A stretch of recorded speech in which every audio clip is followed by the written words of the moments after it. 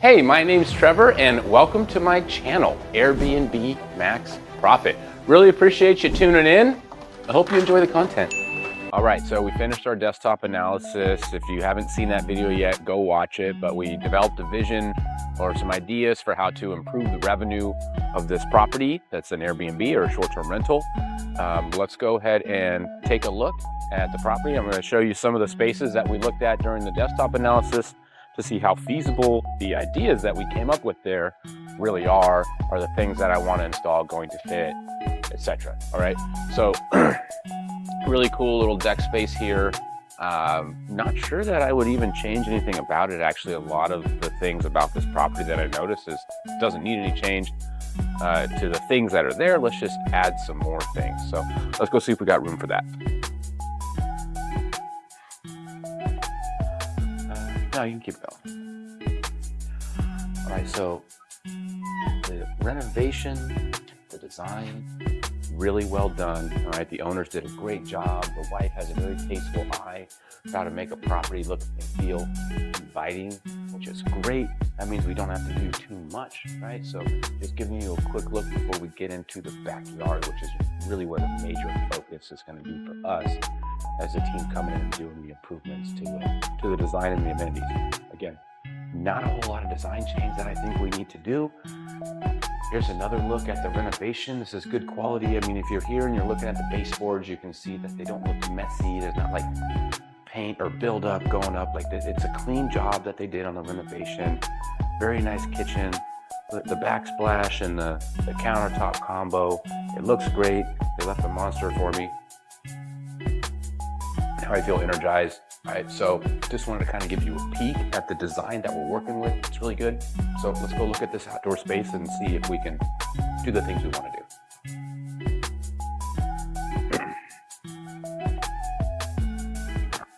All right, go ahead.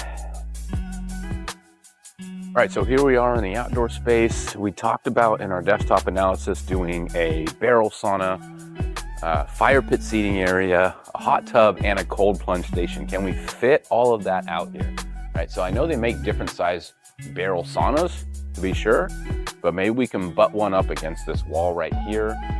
Maybe it's gonna face this way. It would block that window if you do that. Maybe we can do it over here, but then we could be blocking this gas line. Maybe we can do it right here with the butt of the sauna coming right off the back of this, backed right up to this wall right here where this water heater's at. Tankless water heater, by the way, unlimited hot water. I love when people do that. All right, and then it can just kind of pull out this way. All right, so these are the things that we've got to figure out. How is the exact layout going to be so that you can flow through the system of outdoor sauna, outdoor spa that we set up without feeling like you're smushed by all the stuff out here. All right, but potentially barrel sauna there. Hot tub would fit nicely in that corner right there for sure. Cold plunges over there. And then where are we going to put the fire pit seating? All right. Do we have to sacrifice something to have that? Because I don't think I want to get rid of the fire pit seating. If we have to get rid of anything, maybe it's the hot tub. I don't know. But that's what we're here to figure out. So we've got the measurements taken, and now we're going to go to the literal drawing board and see where it's all going to fit. All right. So we got this back house that we also identified on the desktop analysis. So let's go take a look at that and get some ideas about how we can increase the occupancy and maybe find space for a few other amenities like arcade games, etc. Let's go take a look. Okay, so we're actually coming in the back door from the alley. So this is gonna make it really good. Just point that out real quick. This is gonna make it a lot easier for us to do a multi-listing strategy because the people that are staying in this back house can just come and park in this alley. We'll need to make sure they can, but I see nothing that so far that prohibits them from parking in this alley, having their own private interest into this house, and never having to go into that shared communal yard if they don't want to, right? So they can stay separate from whatever group might be over there. And then of course, we can combine both listings. There is an entrance through the backyard into this house as well. So it can really feel like, you know, one big shared house, if you will, one shared experience. But here we are in the backyard house, if you will, the back house. Same tasteful, well done design. Everything looks clean. We look at these baseboards, they look clean. We got clean edges. It's not sloppy. So they got the attention to detail, they did a good job, and they got the design eye. So that's great. I don't really see room for much more amenities in here. Maybe something here right under this mini split. I don't know about that. We could put something right here. We could put a thing right here for sure. This could be like the Pac-Man game or something, potentially. Definitely no room for a pool table or something large like that, right? Having multiple washer and dryers, because we got one in the main house and we got one here. This is great for the cleaning staff. They will usually charge you less money if they can get your laundry done quicker, because that's the most expensive, that's the most time-consuming thing they do, is laundry, right? So you can reduce the amount of time they spend on the property by having 2 sets of washers and dryers. So that's kind of a little advantage that we get with having these 2 properties. All right, let's go check. We came here to check on occupancy, right? It's the main thing we wanted to see.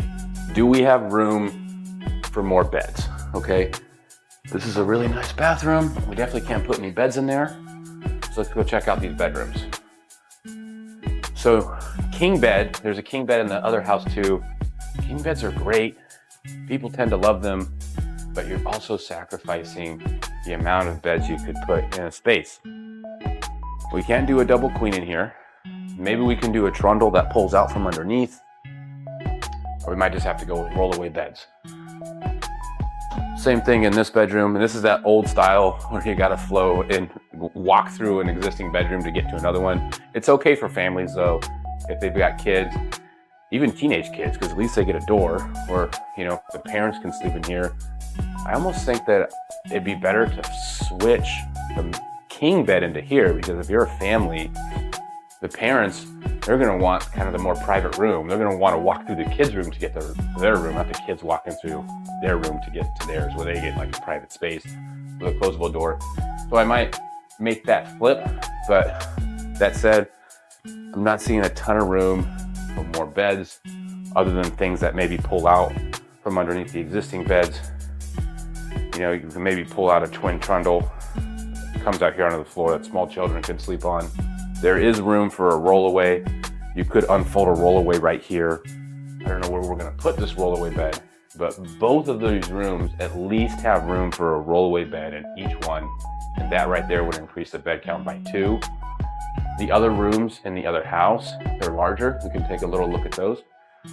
So we can definitely fit more rollaways in those rooms, but I would like to find a space to at least install a legit other bed or another bunk bed. So let's go take a look at those other bedrooms and see if we can find that there. Okay, so we're back in the main house in the upstairs master bedroom. Right, let's take a look at it now. It is ideal to actually stay in a property for a night or 2 to get a feel for it and really find a lot of things that you otherwise wouldn't find if you didn't live in the house. So we are doing that. FYI, when you see things around here. All right, that said, here we are in master, and I love the seating here. Although, admittedly, I have not sat in these chairs since I've been here, and I haven't seen anyone else do it. So far, it's just being used to set our things on. We could just as easily set our things on a day bed. That's right here. Now we've increased our bed count again, and it's a real bed. Oh, by the way, we could do a full-size day bed with a pull-out trundle underneath, and we've added 2 more beds. Legit beds with real mattresses that people can sleep on. Great situation for families. So my design team might go that direction, and we'll just put these chairs and this table somewhere else, because these are legitimately still great chairs to sit in that we're not using for actually sitting in, right? So there's one spot that we could potentially put some beds. Let's go check out a couple of the bedrooms.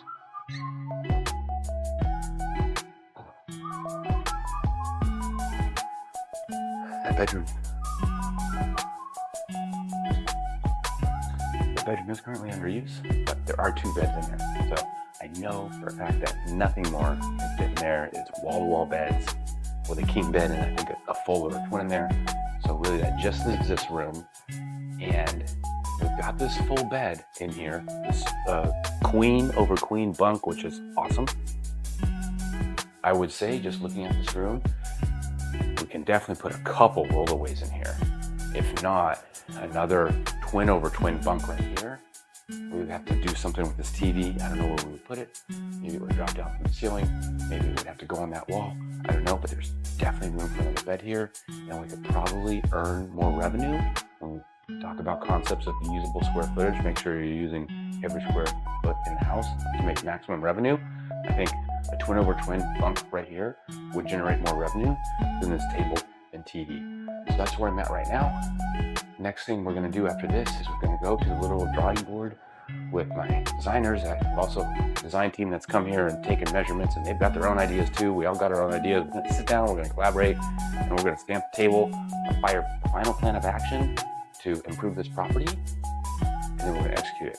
So stay tuned. You'll get to see all that stuff next, what we actually do, what it actually looks like, and how much money it actually makes.